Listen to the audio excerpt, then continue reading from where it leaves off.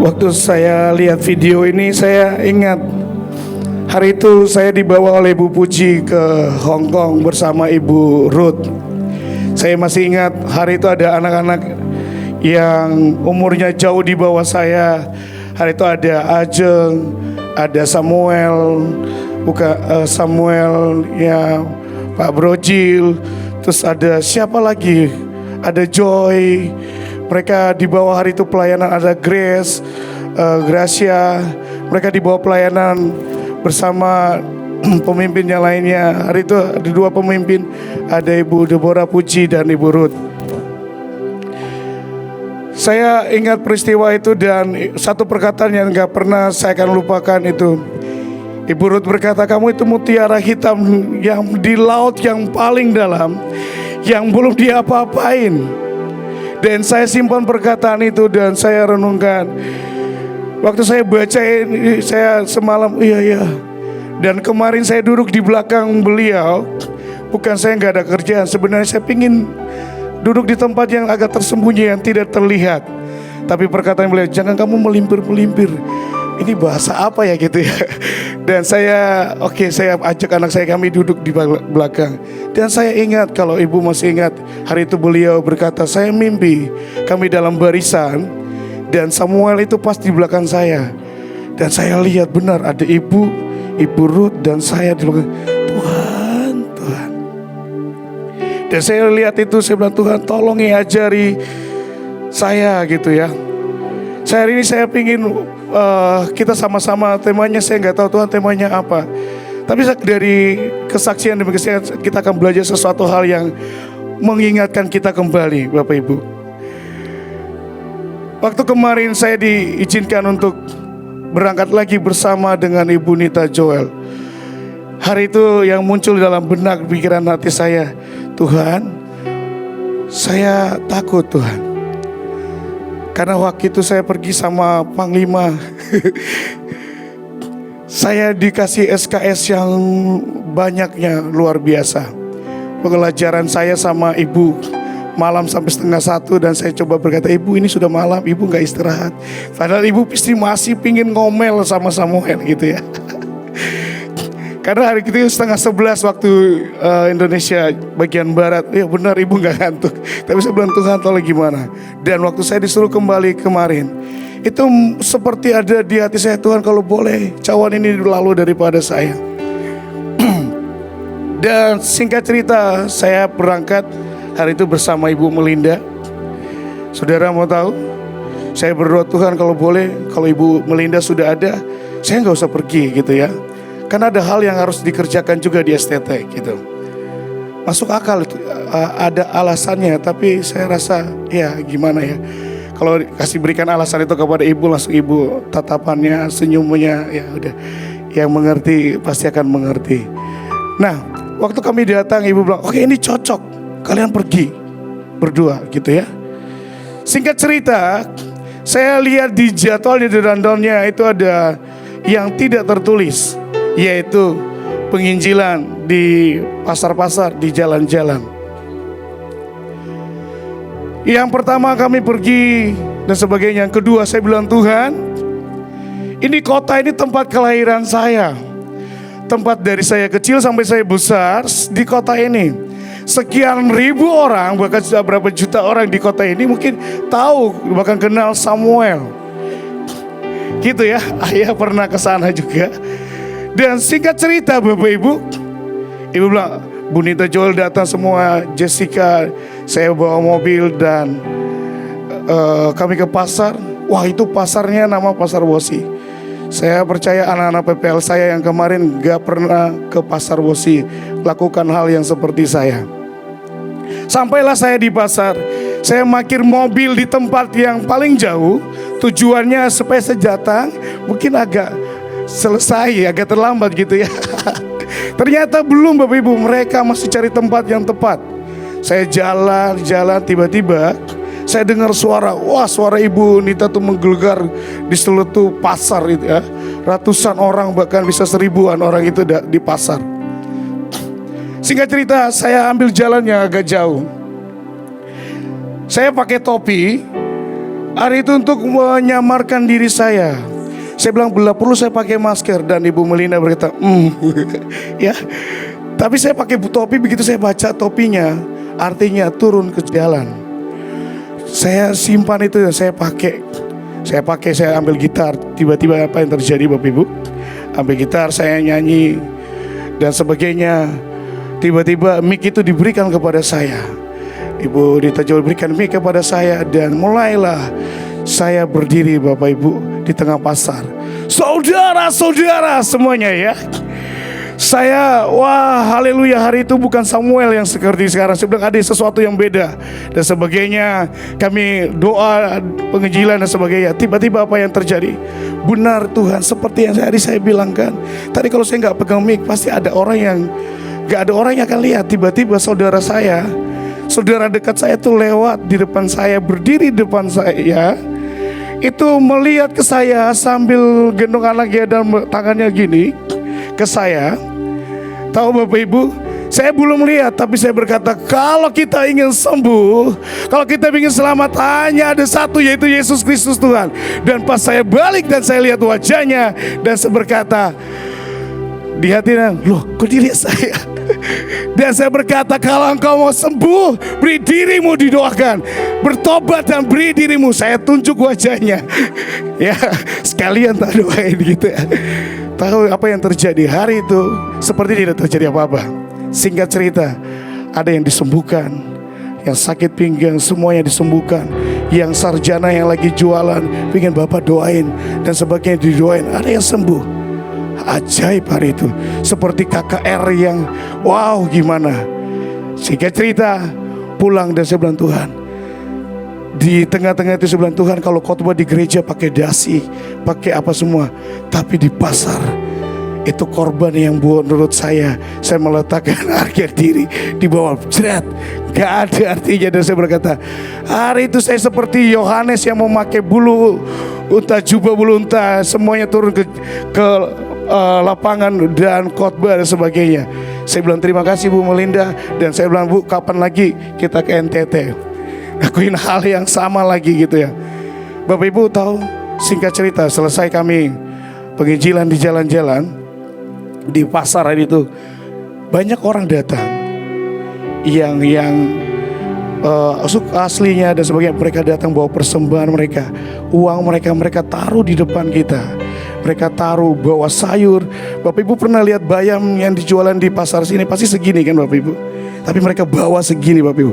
Satu bayam merah ditaruh 2, 3. Udah mau pulang, kami gak kuat ikut, akhirnya pakai pesan gerobak itu. Naruh, masih ada yang taruh rica, semuanya, kelapa dan sebagainya ditaruh, dan kami bawa pulang. Dan saya berkata kepada anak-anak saya, kalau kamu mau makan, turun ke jalan, ceritakan izin, pulang kamu pasti kenyang dan sebagainya.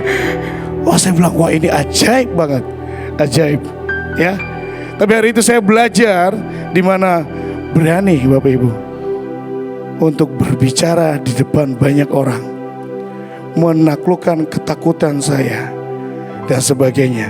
Pagi hari ini kita akan belajar dari satu tokoh, yaitu yang namanya Elisa. Langsung ke slide yang kedua. Elisa adalah generasi daripada Elia. Elia melakukan 7 mujizat yang terbesar dalam hidupnya, tetapi Elisa melakukan paling banyak 13 mujizat terbesar. Bahkan di akhir hidupnya, tulangnya dapat menyembuhkan orang. Itu yang hitungannya 14. Tapi hari ini saya mau sampaikan sesuatu yang saya dapat dan saya pelajari. Waktu saya pernah share ini kepada di BMN, saya ingin bagikan sekali lagi pagi hari ini. 2 Raja 4 ayat 8 sampai 10. Pada suatu hari Elisa pergi ke Sunem. Sunem ini artinya shalom atau damai yang berganda atau yang berlimpah dan sebagainya ya. Di sana tinggal seorang perempuan kaya yang mengundang dia makan. Dan seberapa kali dalam perjalanan singgahlah ia ke sana untuk makan.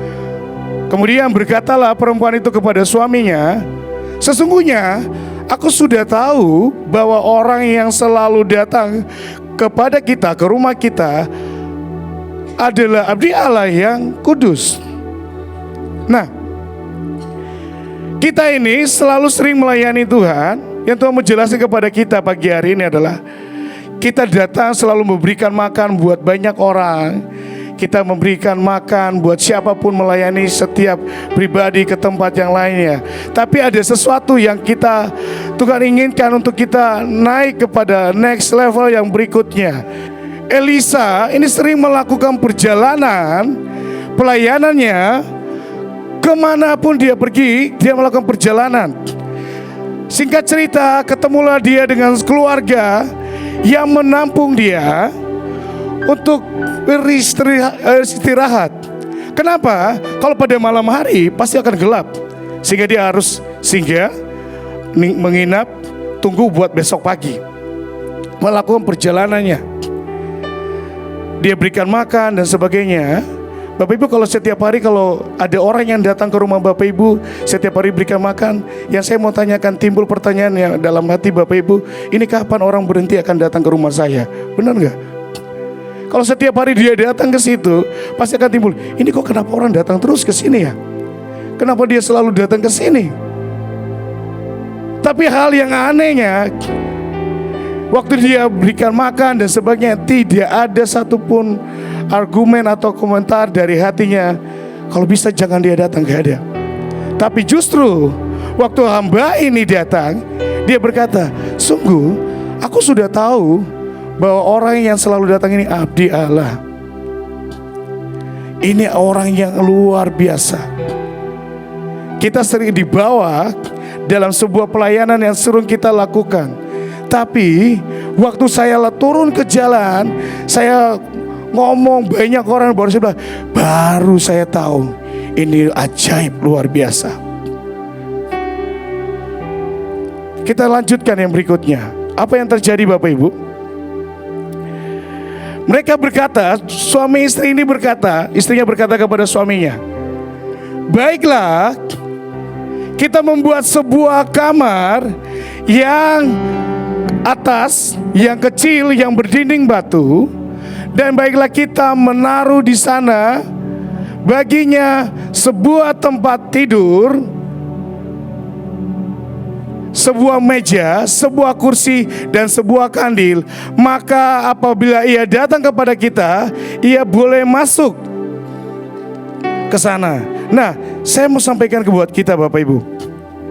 Saya bilang, Tuhan, hari-hari ini kita seberapa banyak yang punya tempat di mana kita dapat masuk di dalamnya. Suami istri ini bangun bukan sebuah tujuan yang lainnya. Tapi ayat ini muncul karena waktu itu saya ingat di slide yang tadi yang kedua, diberkata demikian, naiklah ke gunung dan bangunlah rumah untuk Tuhan. Bapak Ibu, dalam pelayanan dan sebagainya, tiba-tiba saya bilang, Tuhan, saya ini kayaknya butuh sesuatu yang saya perlu sendiri dengan Engkau. Ibu pernah berkata kepada MOG dan sebagainya, kalau boleh ambil waktu 2 jam bersama Tuhan. Saya bilang, Tuhan, ini boro-boro 2 jam Tuhan, ini kapan bisanya? Dan firman ini muncul. Kalau Bapak Ibu baca Hagai 1, di sana berkata, lihatlah keadaan dirimu, engkau makan, engkau tidur, tapi engkau serba kekurangan dan sebagainya. Dan Tuhan berkata, naiklah, caranya adalah naiklah, bangunlah rumah untuk Tuhan. Hari ini yang pertama yang kita belajar adalah tidak cukup hanya sampai sekedar kita memberikan makan buat banyak orang Bapak Ibu, tapi ada buat satu tahap lagi. Kita bangun satu tempat lagi yang khusus buat Tuhan, di mana di dalamnya kita bisa belajar, kita bisa mengerti hati dan kehendaknya Tuhan. Bapak Ibu, saya catat dari kamar ini banyak mujizat yang mengalir, yang keluar dari kamar ini. Di kamar ini banyak ada ketetapan dalam sidangnya Tuhan. Di kamar ini perempuan itu dapat anugerah mujizatnya Tuhan. Dia berkata demikian, Elisa berkata, tahun depan engkau akan memperoleh atau engkau akan menggendong anak. Dan di kamar yang sama, anak yang dia gendong waktu itu mati, juga disembuhkan. Buat kita alami hal yang ajaib di tahun ini, mari kita sediakan sebuah tempat wadah, di mana tempat wadah itu akan mengalir mujizat demi mujizat, keajaiban demi keajaiban. Bapak Ibu, kita butuh namanya wadah atau tempat yang kita sediakan. Saya catat yang kedua buat pagi hari ini. Mereka berkata, baiklah. Mereka membangun sebuah meja, sebuah kursi, dan sebuah kandil. Namanya nabi, orang yang dipakai oleh Tuhan, dia masih tetap belajar kok. Dia masih menangkap, menulis, mengerjakan apa visi yang daripada Tuhan. Saya bersyukur hari itu Ibu, bahwa setiap kami masuk dalam struktur buat belajar. Bayangin membuat baju dalam berapa menit buat baju. Dan saya berpikir, Tuhan, saya ini kan orangnya kalau boleh butuh waktu yang lama supaya bisa mengerjakan yang enak, rapi, tidak bisa dalam tekanan dan sebagainya. Tapi hari itu dalam berapa menit harus buatin baju. Tuhan, kalau kita boleh, Tuhan, saya udah melayani. Tapi Tuhan berkata, nah, Elisa aja belajar. Dia mencatat, menangkap visi daripada Tuhan. Saya bersyukur hari itu Ibu suruh saya lagi berangkat pergi lagi ke yang kemarin ke Mas Sohi. Saya bersyukur banget. Tujuannya untuk melatih kita, membuat kita belajar, Bapak Ibu. Kadang kita dibawa sampai kepada tingkatan yang lebih lagi, tapi kita lupa untuk duduk belajar dan mengerjakan apa yang Tuhan taruh dalam hidup kita. Berapa banyak yang masih itu kita kerjakan. Saya catat di sini, nabi ini dia bukan hanya bernubuat, dia bukan hanya menyampaikan pesan, tetapi dia juga belajar. Bukan hanya sekedar belajar, menulis dan sebagainya, tapi dia bekerja, juga melakukan apa yang Tuhan taruh dalam hidupnya. Seberapa banyak sih yang suka belajar? Singkat cerita, saya punya anak, Bapak Ibu tahu namanya Gabriel. Dia suka lakuin sesuatu, tapi begitu saya suruh dia belajar, dia mukanya berubah dari yang warnanya ceria, tiba-tiba seperti orang yang berkata, Papa, kalau boleh ini berlalu daripada saya. Dan mulailah saya mengambil sebuah tongkat, tapi bukan tongkat, tidak ada tongkat. Jadi saya ambil itu selang. Saya bawa selang itu, ya saya ini bapak yang galak, percayalah. Dan saya ambil selang itu dan saya taruh selang itu di samping dia. Gibi, kalau Gibi gak belajar, akan banyak orang yang nipu Gibi, dan Gibi gak bisa. Masih tetap nangis. Gak mau Bapak, gak mau. Dan saya bilang, Gibi harus baca. Dari nada C, tiba-tiba 3 oktav menjadi E. Gibi belajar, makin nangislah dia. Dan singkat cerita, maka selang itu mulai mencium pantatnya, jeder. Percaya, saya pukul masih pakai perasaan, jadi lembut pantatnya. Gitu. Dan nangis gitu, masih tetap mulai baca. Saya taruh buka bukunya, dan Tuhan ajarin, lihat dirimu. Kadang kita seperti ini, boro-boro mau bekerja, belajar aja gak mau. Waktu saya bilang, iya Tuhan, maka timbullah perdebatan antara saya sama istri saya. Saya bilang, yang di antara kita dua, sebelum saya nilai anak ini, kita cek siapa yang gak suka belajar ini, kamu atau saya, gitu ya. Saya bilang, kamu atau saya. Saya bilang, tunggu kapan ya. Saya ingat dulu saya suka belajar, tapi kalau salah kerjakan, nilai jelek, angkat kaki. Pasti istri saya nih, saya berkata. Tapi gak muncul dari mulutnya. Singkat cerita, dia WA, iya yang saya dulu tuh gak mau belajar. Dari dulu saya udah bilang, pasti kamu yang gak suka belajar. Ya. Dan pada malam itu, kejadian itu, saya berkata, Tuhan, kadangkala kita nih anak Tuhan gak suka belajar, percayalah. Begitu saya lihat itu dan saya keluar, saya bilang, kamu tolong ajak Gaby. Bapak Ibu tahu, begitu saya keluar, masuk, tiba-tiba dia mulai bacanya, mulai lancar. Bapak, buku dan sebagainya. Saya nangis, saya bilang, Tuhan, kadang kita gak mau belajar. Hari itu kalau saya gak ditemuin oleh Bu Puci, saya gak ditemuin oleh Bu Ruth, saya gak tahu, saya gak akan pernah berdiri di tempat ini. Tapi karena anak mau belajar, Tuhan ingatkan saya lewat anak saya, di mana harus didik dengan nangis. Adakah yang di sini dididik harus nangis dulu baru mulai belajar? Percaya pasti tidak ada. Itu saya. Ya, tidak ada yang ngaku maksudnya. Singkat cerita, tidak hanya belajar tapi mau bekerja. Mengerjakan apa yang Tuhan percayakan, mengerjakan apa yang Tuhan taruh dalam hidup kita. Meja, tempat ini buat belajar, tapi ada satu yang Tuhan taruh di hati saya. Meja ini berbicara tentang dua mahkota yang Tuhan akan berikan buat kita.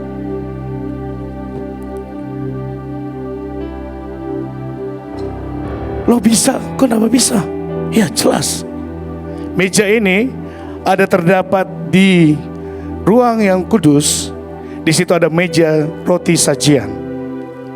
Di sana dikatakan gini, Keluaran 25 ayat 25, haruslah engkau membuat sekelilingnya jalur yang setapak tangan lembarnya, dan kau buatlah bingkai, atau terjemahan lama dari Keluaran 25, yaitu mahkota emas sekeliling pinggirnya. Bukankah kita sedang dibawa pada level raja-raja semuanya, amin Bapak Ibu? Kita dibawa level yang paling tinggi. Yang belajar adalah orang yang suka belajar. Mereka adalah raja-raja yang duduk menetapkan segala sesuatu, menyelesaikan segala sesuatu. Begitu saya baca ini, saya buka, saya bilang, kok ada dua mahkota gitu. Kalau Bapak Ibu lihat nanti, di pinggiran meja itu ada sebuah ukiran atau bingkaian, di mana lebarnya setelapak tangan. Boleh slide yang berikutnya? Nah, itu di pinggirnya itu seperti mahkota yang kita pakai, tapi di pinggir meja, di mana ada yang bagian luar dan ada yang bagian dalam. Dan waktu saya pelajari ini, Tuhan mau berkata gini, akan ada 3 generasi yang akan lahir dari tempat ini. Seperti yang Ibu sampaikan dalam nanti tanggal 9 dan sebagainya. Waktu saya pelajari ini, Bapak Ibu, muncullah peristiwa di mana hari itu Tuhan berkata kepada Elia, haruslah kau mengurapi Hazael, bukan Hazael tapi Hazael. Firman Tuhan kepadanya, pergilah kembali ke jalanmu melalui padang gurun Damsyik, dan setelah engkau sampai, engkau harus mengurapi Hazael menjadi raja atas Aram. Ya, kalau kita kenal sekarang adalah Syria. Juga Yehu cucu Nimsi haruslah kau urapi menjadi raja atas Israel, dan Elisa bin Safat dari Abel Mehola harus kau urapi menjadi nabi menggantikanmu. Hazael ini melambangkan mahkota daripada yang jasmani yang kita bisa lihat sekarang ini. Bapak Ibu dibawa kepada kelimpahan demi kelimpahan. Bapak Ibu duduk di dalam pemerintahan, jabatan yang Tuhan berikan. Hazael artinya orang yang melihat Tuhan, yang Tuhan akan lahirkan, yang Tuhan akan bangkitkan lagi. Ada 2 mahkota. Yang kedua ada Yehu, yang artinya dia Jehovah. Ada mahkota yang ilahi yang kita kerjakan terus, kita akan terima mahkota kekekalan, amin. Dari setiap apa yang kita kerjakan. Tapi yang waktu kita masih selama di dunia ini kita kerjakan, kita akan terima mahkotanya. Kehormatan, jabatan, kemuliaan yang kita akan terima. Tapi di tengah-tengah itu, Bapak Ibu, ada Elisa, yang artinya dialah yang menyelamatkan filsafat yang artinya hakim. Dia mengadili, tapi dia juga yang menyelamatkan. 3 ini yang Tuhan mau berikan buat kita, baik yang secara jasmani, rohani, tapi di tengahnya Tuhan berkata harus ada yang menyimbangkannya, yaitu Elisa, yang mau belajar dan bekerja juga. Saya waktu lihat ini, oh Tuhan, satu aja mahkota aja udah bersyukur banget. Ini 2 mahkota. Saya ingat peristiwa di mana waktu kami mau pulang dari Papua, Manokwari. Hari itu saya ketemu dengan dosen-dosen saya. Mereka lagi datang masuk ke ruang tunggu dan di situ ada banyak dosen dan saya temui mereka. Dan saya bilang, "Shalom Bapak," gitu ya. Iya ya, tapi lupa nama saya. Dan mereka berkata, "Gimana kabarmu? Siapa namamu ya?" Jadi saya dulu di tempat kuliah dulu dipanggil Elkana. Di mana yang dipanggil Samuel? Elkana ya? Iya. Ya. Terus singkat cerita, mereka ini semua profesor-profesor yang mau terbang ke Jakarta untuk merapat penetapan sesuatu yang khusus buat Papua Barat. Singkat cerita, waktu perkenalan cerita dan sebagainya, mereka bertanya, "Kamu sekarang di mana?" "Saya di sekolah tinggi ini, Pak." "Dan sebagai apa?" "Saya wakil ketua." "Oh, rektor, wakil rektor ya." Wah, dari tadi yang dipanggil Samuel langsung berubah jadi Pak Elkana, langsung berubah. "Oh iya Pak Elkana, silakan duduk," dan sebagainya. Dan saya bilang, Tuhan ini ajaib. Tuhan bukan hanya bawa kita kepada ya hal rohani yang semakin tinggi, tapi hadir ya hal yang dilihat secara manusia, Tuhan akan bawa kita. Peristiwa ini di mana bangsa Israel hari itu berontak dan sebagainya, Tuhan berkata, kalau ada yang luput dari pedangnya Hazael, maka akan dihabisi dengan pedangnya Elisa. Kalau luput dari Elisa akan dihabisi oleh pedangnya Yehu. Mari belajar, bukan hanya sekedar belajar, tapi bekerja. Tapi di dalamnya ada mahkota yang Tuhan berikan buat kita. Selanjutnya, ada kursi yang kita perlu duduk belajar. Gak semua orang suka duduk dan mendengar begitu belajar. Tapi tiba-tiba ayat ini ditaruh di hati saya. Kalau saya buka Yesaya 22 ayat 23, maka aku akan memberikan dia kedudukan yang teguh seperti gantungan yang dipasang kuat-kuat pada tembok yang kokoh. Maka ia akan menjadi kursi kemuliaan bagi kaum keluarganya. Kita tidak hanya sekedar bangun rumah, bangun sesuatu, tapi Tuhan berkata, "Nah, masuk, duduk belajar, duduk dengar, dan eksekusi semuanya." Saya bilang, Tuhan, saya udah lama gak belajar atau apa, tolongi saya. Mari kita lanjut berikutnya. Di situ ada sebuah kandil.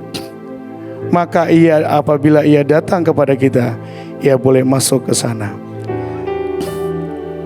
Elisa ini sering melakukan perjalanan, sehingga kalau tiba malam, keluarga ini mau berkata kepada Elisa begini, "Kalau engkau pulang malam, rumah ini akan selalu terang dan bernyala menantikan engkau."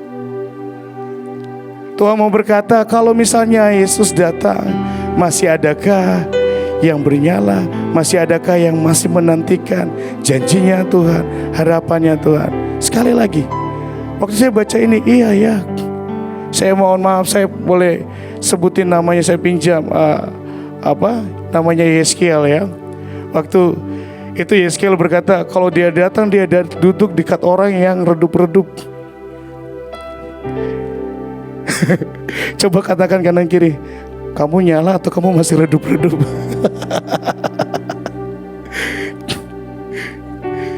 Begitu saya dengar gitu, oh iya ya, Kita belajar, bekerja, tapi itu ada satu lagi yang perlu kita siapkan.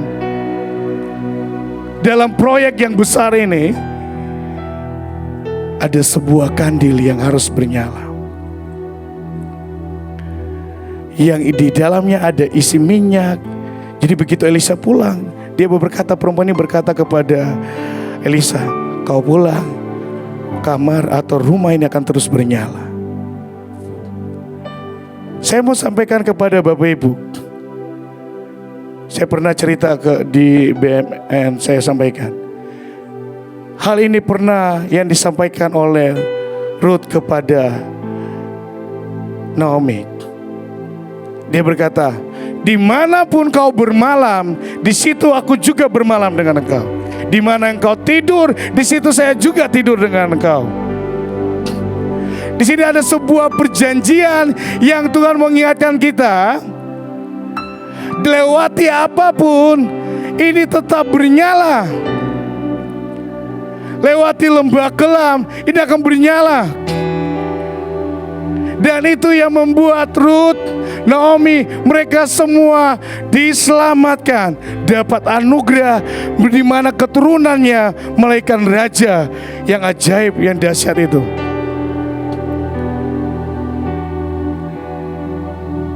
Tiba-tiba Bapak Ibu tahu lagu Ibrani yang bunyinya gam-gam? Bukan permen gam yang karet. Waktu saya baca ini, saya bilang, Tuhan, kenapa selama berapa minggu ini lagu ini muncul terus, lagu gam-gam. Ternyata itu lagunya dalam Mazmur 23 ayat 4. Sekalipun aku melewati lembah kelam, karena aku tidak takut bahaya, sebab engkau besertaku. Gadamu dan tongkatmu itulah yang menghibur aku. Lagu ini dalam bahasa Ibrani. Saya buka, ini apa sih? Saya sering dengar di TikTok, tapi ini apa sih? Tiba-tiba saya waktu buka ini, wah, Tuhan cerita lewat ini, perempuan ini. Ruth, dia berkata kepada Naomi, engkau mau berjalan dalam lembah kekelaman, saya ada di sana. Ini yang disebut dengan orang yang punya covenant, perjanjian. Tetapi apa yang terjadi dengan Yonatan, Bapak Ibu? Yonatan, dia punya perjanjian dengan Daud. Dia berkata, mereka bersumpah hari itu. Singkat cerita, Yonatan harus balik ke ayahnya. Dan pagi-pagi dia balik mendengar bahwa Daud akan dibunuh. Bapak Ibu mau tahu? Pagi-pagi berarti dia tidak melewati namanya malam yang kelam itu. Dia nggak melewati malam di mana Daud alami kesakitan, lagi tekanan, depresi dan sebagainya. Dia nggak lewati. Singkat cerita di ujungnya, Yonatan harus mati. Tapi perempuan ini berkata, kamu pulang malam, ada keadaan apapun, pelita ini akan terus bernyala. Pelita ini akan terus bernyala, tidak akan pernah mati. Kamu pulang tengah malam jam berapa, pelita ini akan tetap menyala, menantikan engkau datang. Kita melayani semuanya. Tapi saya mau sampaikan, begitu masa yang lewati yang sulit, seberapa yang berkata, saya akan jalan sama engkau. Ibu berkata, gedung pesawat tempur meski kita nggak lihat secara fisik, tapi seberapa yang berkata, saya sepakat, saya jalan dengan engkau. Saya ingat waktu itu peristiwa di mana Ibu Deborah Puji bersama saya ke wilayah bagian timur. Singkat cerita, malam itu, nanti kalau boleh di sensor yang bagian ini, itu didatangi oleh polisi dan kami gak bisa nginap di hotel di mana tempat kami harus nginap. Dan saya berkata, Bu, kita keluar, saya ambil mobil, saya taruh koper di mobil dan saya kelilingi kota itu, kecil Bapak Ibu. Kelilingi kota itu, saya cari tempat buat nginap, tidur. Dan begitu sampai, saya bilang, Ibu nginap tidur. Saya nggak tidur Bapak Ibu, karena saya berjaga seperti orang yang berjaga. Kata begini, kalau ada yang gedor pintu, Maka yang pertama saya lakuin adalah, ayo Bu, kita lanjutkan perjalanan lagi. Dan hari itu saya bilang, Tuhan, mungkin hal ini sepele buat kita, tapi tahu Bapak Ibu, ini yang menyelamatkan perempuan Sunem ini, keluarganya. Seberapa di antara kita yang berkata, Tuhan, sampai ini lewati pelita ini akan tetap bernyala. Amin Bapak Ibu. Tidak cukup hanya membangun rumah, tidak cukup memberikan makan buat abdinya Tuhan, tapi Tuhan berkata belajar dan bekerja. Tapi tidak karena katakan ada covenant yang harus kita lakukan. Bukankah tanggal 9-11 ada rock covenant yang kita harus masuk di dalamnya. Buat kita masuk di dalamnya, ada pelita yang harus bernyala, ada isinya di dalamnya yang berkata ini akan lewati semuanya. Dan peristiwa itu Daud sedang ada di En-Gedi, kubu gunung pertahanan yang menyelamatkan Daud waktu itu. Yonatan tidak tunggu malaman dengan Daud, tapi dia tunggu waktu fajar menyingsing. Dia datang berikan kabar itu kepada Daud. Singkat cerita, Yonatan meninggal, mati.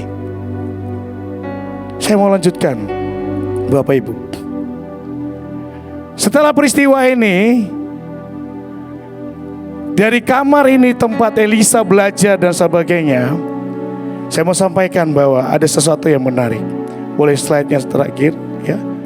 Waktu dia diberikan hal yang ajaib, dibawa masuk, hal yang dia lakukan adalah gini. Lalu berkata Elisa, panggillah dia perempuan itu. Dan sesudahnya dipanggilnya, berdirilah perempuan itu di pintu. Kadang kita kalau sudah dekat dengan hamba Tuhan, kalau kita sudah dekat dengan seseorang, kita rasa seperti kita bisa ngatur orang itu. Seperti kita udah biasa aja, pasti dia akan suka dan sebagainya. Tapi beda dengan perempuan ini. Dia punya respect yang ajaib. Dia dipanggil, tapi dia tidak masuk, dia akan berdiri. Dia nunggu. Kecuali waktu anaknya meninggal, baru anaknya dibawa masuk ke dalam. Dia punya sesuatu yang berbeda. Yang saya takutkan adalah waktu kita dibawa naik dan sebagainya, kita menjadi orang yang biasa, tidak lagi respect, menjadi familiar sama orang tersebut. Saya suka, bahkan saya punya 2 ibu di tempat ini, bahkan banyak ibu-ibu di tempat ini. Tapi jarang saya panggil ibu saya, Ibu Deborah Puji, yaitu Mam. Jarang banget. Kalau panggil mama itu kayak aduh Tuhan Yesus kayak gimana ya. Saya tahu itu ibu saya tahu. Tapi yang buat sesuatu yang ini saya bilang Tuhan, saya dekat, tapi saya akan taruh ini ibu pemimpin saya. Kenapa Bapak Ibu? Kalau mama, kita bisa marah mama kita enggak? Benar enggak? Ada yang anak-anak termasuk saya, kalau mamanya salah sedikit bisa marah mamanya, mama sih gitu ya. Tapi kalau Ibu Puji misalnya ada beda pendapat sama ibu, saya nggak bisa tuh. Ya, kalau yang tertawa berarti sama kita ya. Iya, saya bilang ya ibu gitu ya. Dan ada satu yang saya panggil yaitu Mam, yaitu Ibu Joel. Ya Mam. Tapi begitu di tengah-tengah sidang atau di tengah jemaat semuanya atau di tengah-tengah pasukan, saya akan langsung panggil ya ibu, ya bu, dan sebagainya. Tidak familiar. Oh saya udah dekat sama Pak Samuel, jadi udah halo bro, hey gimana? Gak juga gitu. Gak. Tapi dia punya etika yang ajaib. Saya gak tahu seberapa banyak di antara kita di tempat ini yang sudah dipakai di bawah semakin dahsyat. Tapi jangan tinggalkan ini lagi. Belajar, bekerja, masuk lagi ke kamar kita. Dan ada pelita yang bernyala lagi. Setelah dalam perenungan saya semalam, Mulailah saya buka video yang tadi saya cerita. Saya lihat videonya Kak Leo, Ibu dan sebagainya, dan muncul lagu yang tadi. Ingatkan diriku, dari mana ku diambil. Saya masih ingat, saya hitam kurus, ikut ibu puji, tenteng gitar. Dan itu kalau Bapak Ibu lihat video saya Tuhan Yesus Baik di TikTok, Tuhan Yesus Baik dalam versi Arab ya. Tuhan Yesus Baik, saya nggak bisa nyanyi ya, tapi Bapak Ibu bisa lihat Samuel zaman tahun sekian dengan Samuel zaman sekarang berbeda jauh. Tapi Tuhan ingatkan kembali kalau ada saya, belajar lagi dan bekerja lagi, karena di depan akan semakin banyak hal yang kamu kerjakan. Amin Bapak Ibu. Saya akhiri, mari dengan kita nyanyi sama-sama, ingatkan diriku, dan saya serahkan kepada Ibu.